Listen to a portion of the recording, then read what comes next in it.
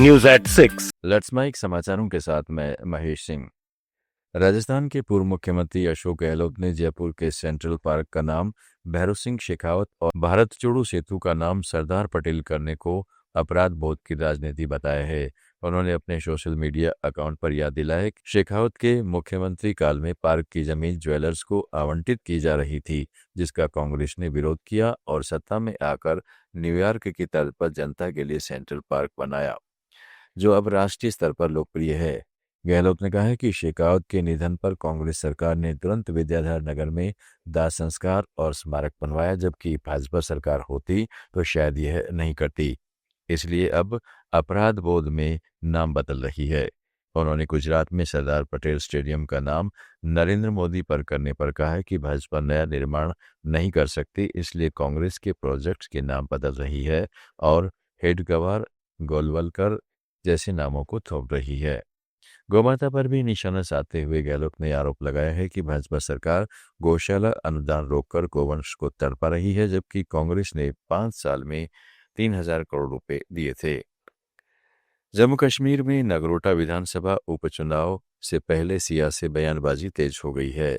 PDP प्रमुख महबूबा मुफ्ती ने राज्य सरकार पर निशाना साधते हुए कहा है कि सरकार को बने 1 साल से ज्यादा हो गया, लेकिन जनता के बीच जाने के लिए इनके पास कोई ठोस मुद्दा नहीं है। महबूबा ने सवाल उठाया कि एनसी कांग्रेस गठबंधन, जिसे करीब 50 सीटों का बहुमत मिला था, अब जनता को बताए कि उन्होंने 1 साल में क्या काम किए हैं। उन्होंने उमर अब्दुल्ला को भी सीधे घेरा और कहा कि इतनी मजबूत सरकार के बावजूद अगर उन्हें वोट मांगने के लिए कोई उपलब्धि नहीं सूझ रही है तो ये जनता के साथ धोखा है। तो लोगों ने ये सोच को इनको वोट दिया कि हमें एक मजबूत सरकार चाहिए जो मैनिफेस्टो जो इनका होगा उस पर काम कर सके किसी झिझक के बगैर। मगर आप देखते हैं 1 साल हो गया है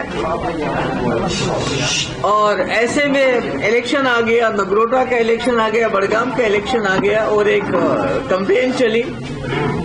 बड़ा अजीब लगता है कि जब उमर साहब से लोग सवाल करते हैं कि हमने आपको इज्जत रखी, बड़गाम के लोगों ने बहुत इज्जत रखी, बहुत बड़ी हजारों की तादाद में उनको लीड दी, तो वो पूछते हैं आप 1 साल से कहां थे, तो कहते हैं पीडीपी बीजेपी। वो कहते हैं आपने वादा किया था कि हम स्मार्ट मीटर नहीं लगाएंगे, आपको फ्री बिजली देंगे, तो यहां से कहते हैं पीडीपी। वो कहते हैं आपने कहा था कि गैस जो है सिलेंडर फ्री देंगे साल के 12, तो यहाँ से कहते हैं पीडीपी। उत्तराखंड के मुख्यमंत्री पुष्कर सिंह धामी ने राज्य के रजत जयंती स्थापना दिवस पर कहा है कि हमारी ग्रीष्मकालीन राजधानी गैरसैंण से सभी को स्थापना दिवस की हार्दिक बधाई। देश की सीमाओं पर सर्वोच्च बलिदान देने वाले हमारे वीर सैनिकों, राज्य आंदोलनकारियों और बलिदानियों को मैं नमन करता हूँ। मुख्यमंत्री ने प्रधानमंत्री नरेंद्र मोदी का आभार जताया। स्थापना दिवस के अवसर पर गैरसैंण में भव्य सांस्कृतिक कार्यक्रम आयोजित किए गए और वीर सैनिकों को सम्मानित किया गया। Let's mike news at 6।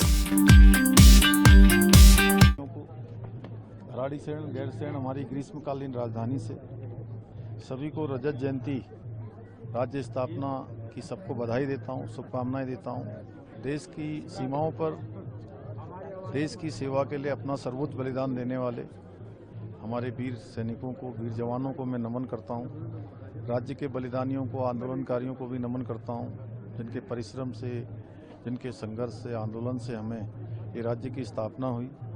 श्रद्धेय अटल बिहारी वाजपेयी जी को भी नमन करता हूं, जिनके प्रधानमंत्रित्व कार्यकाल में ये राज्य हमारा अस्तित्व में आया।